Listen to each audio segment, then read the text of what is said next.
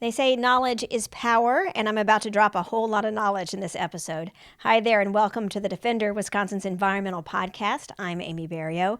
There's a lot going on right now, so you're totally forgiven if you've missed some of the many, many attacks on bedrock environmental safeguards being carried out by the Trump administration.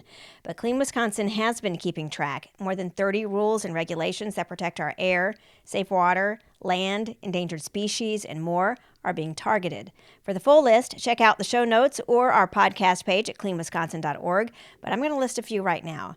You may have heard last week the EPA wants to change language in the Endangered Species Act to start allowing actions that degrade or destroy endangered species habitat. Habitat loss is the single biggest driver of wildlife extinction. In January, the Trump administration opened the Arctic National Wildlife Refuge and other Alaska lands for drilling. In February, the EPA administrator recommended striking the endangerment finding. That's a landmark rule that defines 6 climate pollutants, including carbon dioxide, methane, and nitrous oxide, as air pollution that can be regulated by the Clean Air Act. In March, the EPA invited coal and oil-fired power plants to apply for exemptions to Clean Air Act limits on mercury and other toxic contaminants. The EPA also moved to roll back standards for harmful soot pollution from industrial sites and power plants, and it moved to weaken safeguards against accidents at industrial and chemical plants that millions of people live around. In April, President Trump signed an executive order allowing some older coal-fired power plants set for retirement to keep on producing electricity. Trump also directed federal agencies to identify coal resources on federal lands, lift barriers to coal mining, and prioritize coal leasing on U.S. lands. In a related action, Trump also signed a proclamation offering coal-fired power plants a 2-year exemption from requirements that they reduce emissions of toxic chemicals like mercury, arsenic, and benzene. Trump also signed an order that directs the U.S. Attorney General to sue or block state climate policies deemed burdensome to fossil fuel interests. So with so much happening in such a short time, how do you know what's important, what's just a lot of bluster, and what's even legal? Clean Wisconsin attorney Brett Korte will join me to break it all down. That's right now on The Defender.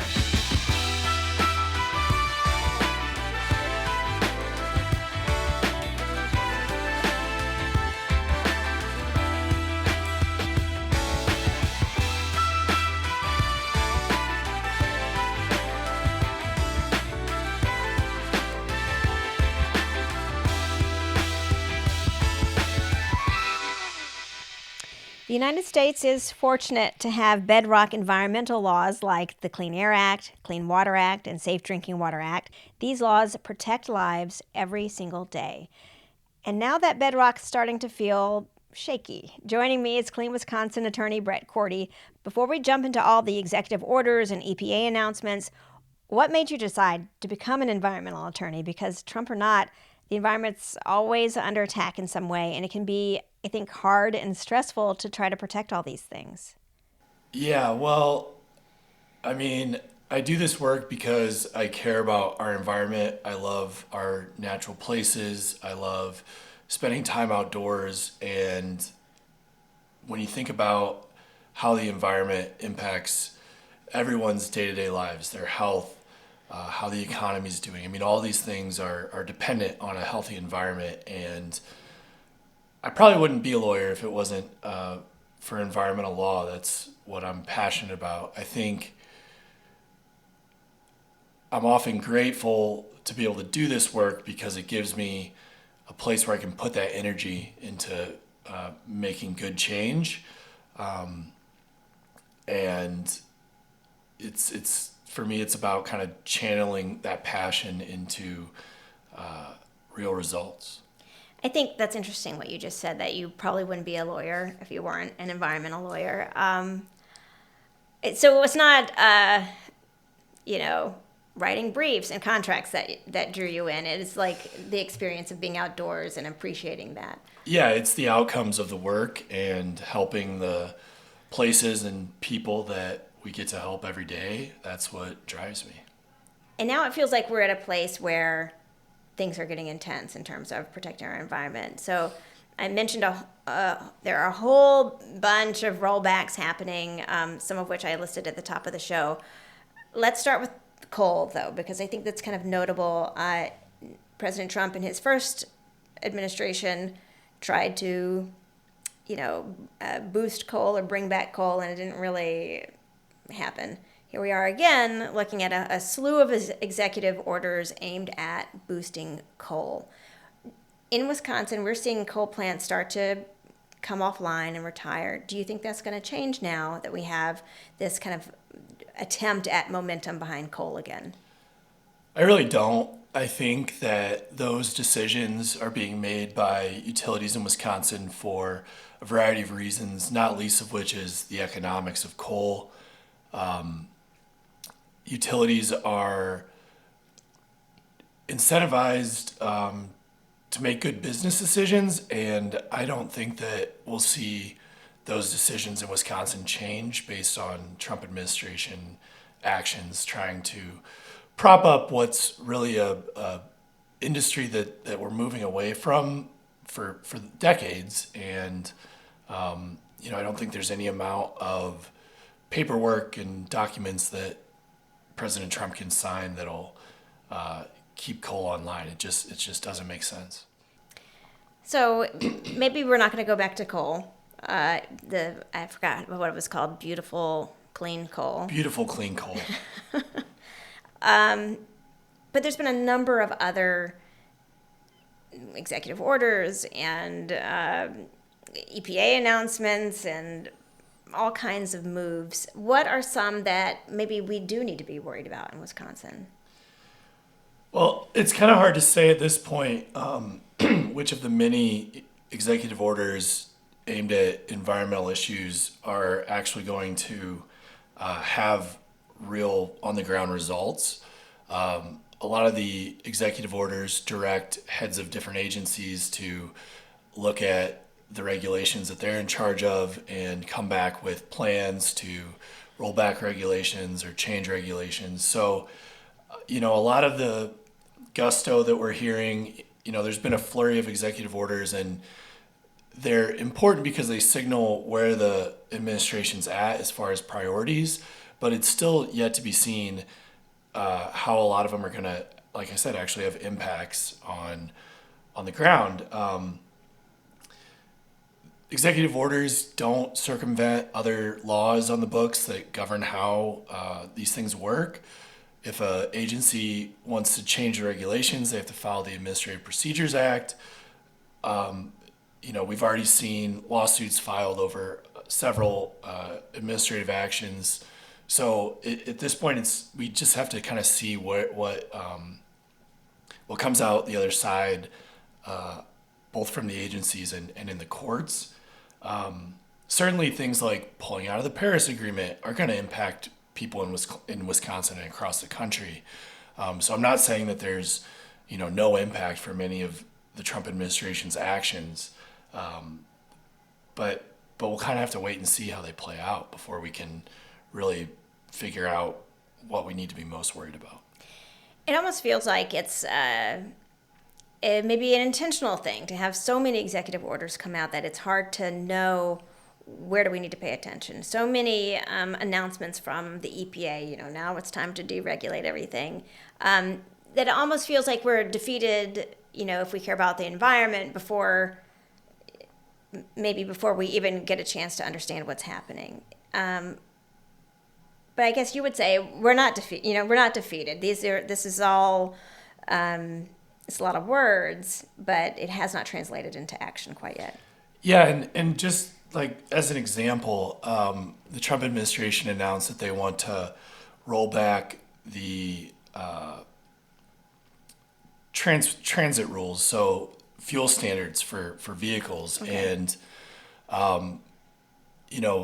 the auto industry was on board with these regulations when they were issued. So it's just not clear to me that all this signaling from the Trump administration will actually have impacts. They want to take away California's ability to set their own vehicle emission standards, but that's in the Clean Air Act. That's part of the law. So you can't just undo that by executive fiat. Okay. All right. Well, that's good. Yeah, because another thing is that there's, I think it was an executive order, or it appears that the Trump administration is going after these kind of state level climate laws, and you're saying that that's not really allowed or legally possible, maybe. Well, it depends on On the thing? on the thing, yeah. But generally we have a federalist system in the United States, and states have authority over a lot of their own issues and things that go on in their state. And the irony of a conservative taking action that limits states' rights is ironic. But again, we'll have to see how all of this plays out. Courts are going to be the ultimate arbiters of whether anything that the Trump administration does is constitutional ultimately. What do we need to be paying attention to here in Wisconsin? So we're not California. We don't have nearly as many, different state level regulations as California, for example, does. But at the same time, we do have some, and we have clean energy projects happening here. We have a lot going on. What do we need to do or be prepared for or be looking at protections? Yeah, you're right. So the state laws that protect our waters and other environmental resources are, still on the books and will still be helpful in what we're trying to do. I would pay attention to things on the energy side in particular.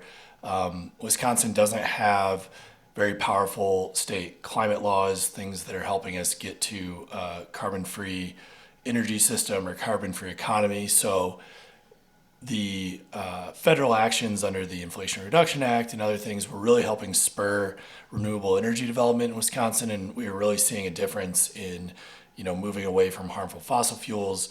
And those were more the carrot type legislation, right? Mm-hmm. The tax benefits and incentives to build renewables. So we'll really be missing that federal support. So far, the Trump administration has slowed down some of the funding from that. The IRA, again, is still on the books, so it's kind of yet to be seen how that's all going to play out. So, yeah, Wisconsin hasn't exactly been like a leader in the Midwest on clean energy, solar and wind in particular. I think we're last in the Midwest by a lot for the amount of wind energy we produce. So are you worried that now, though the progress we have made in the past couple of years is going to really start to be eroded? I hope not. I think, we still see projects coming to Wisconsin. I think the fact that we're behind some of our neighboring states, again, has more to do with the economics and kind of the viability of the renewable resources here. We're not as windy as Iowa. We're not as sunny as, the Sun Belt. So it just took a while for the industries to kind of focus on Wisconsin. But we're seeing that now, and I fully expect that we'll continue to see that trend.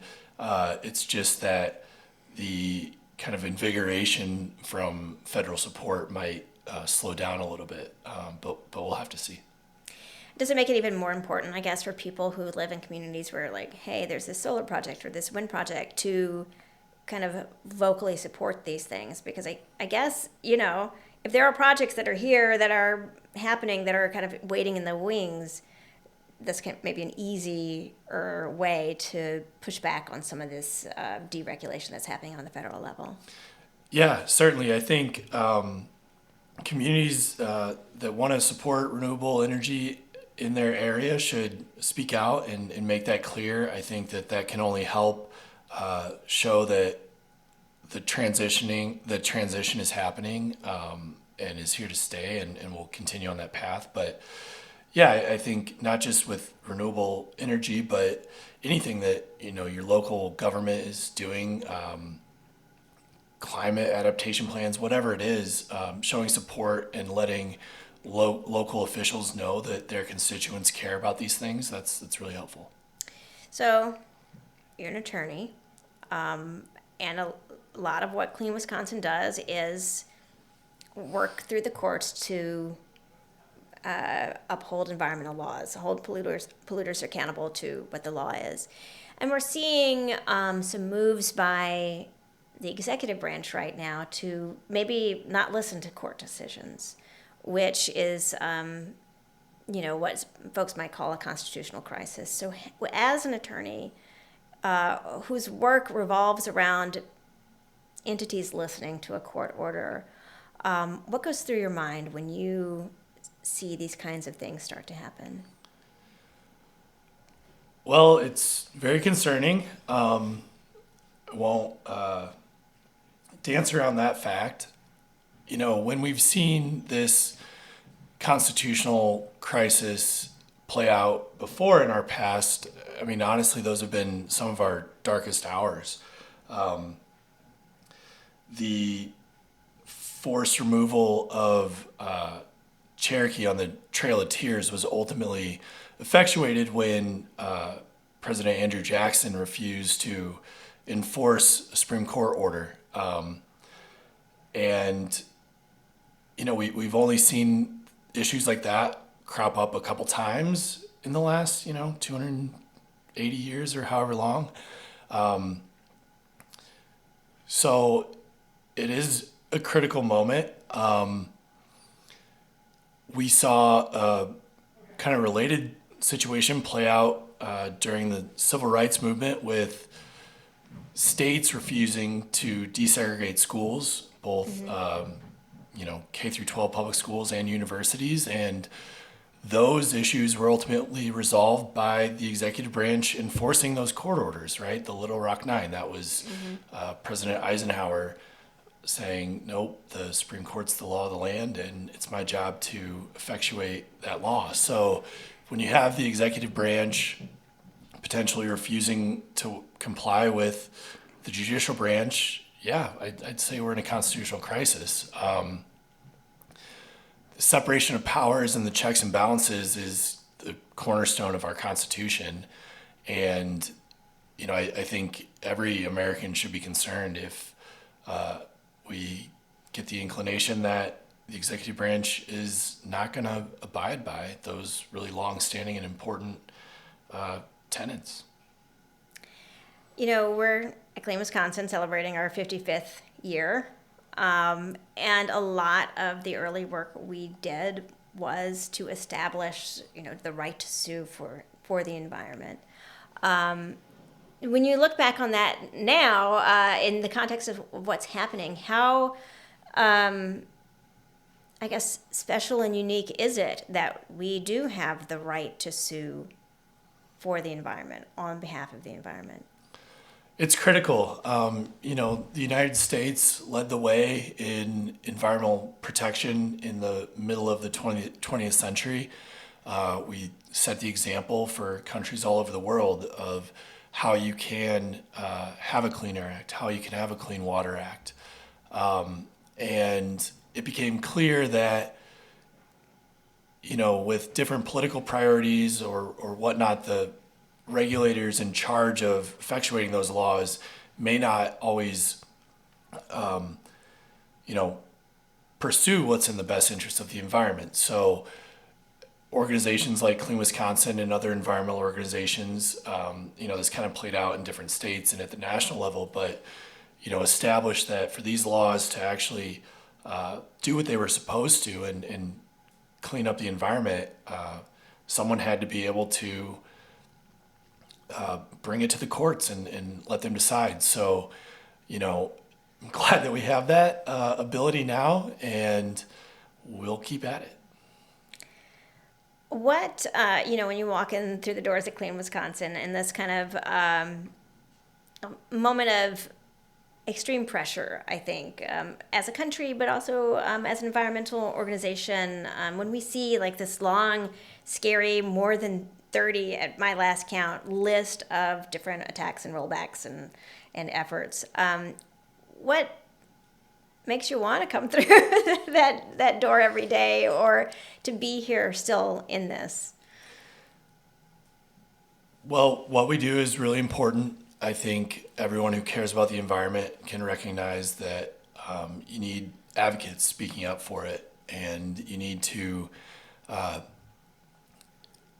have the institutions in place that have the scientists, that have the lawyers, that have the communications teams, right, that can help spread the word and kind of do the dirty work of making sure that we've got good laws on the books, that they're being enforced, that agencies are making decisions that are environmentally sound. And, you know, I've been an environmental attorney for over 10 years now. It is a long haul, right? We don't always see positive impacts in the short term, but I just think that it's really critical that we keep at it, that we stay the course. And, you know, it helps knowing that most people agree with us ultimately. You know, they might not know that they do, but they do, right? We know that people want clean air. We know that people want clean water. We know that most people care about climate change and want to see our governments do more to address it. So, you know, I feel like our mission is, you know, in line with what almost everybody can agree is something that, you know, we should fight for. And, you know, I'm lucky enough to get to come in every day and be a part of that and, you know, get paid to do it. Brett Korte, attorney with Clean Wisconsin. Thank you so much for talking. It's a hard conversation to have, but for talking with me about all this, I appreciate it. Thanks, Amy. And thank you for listening to The Defender. If you have questions, comments, something you want me to talk about, reach out, podcast@cleanwisconsin.org. I'm Amy Barrilleaux. Talk to you later.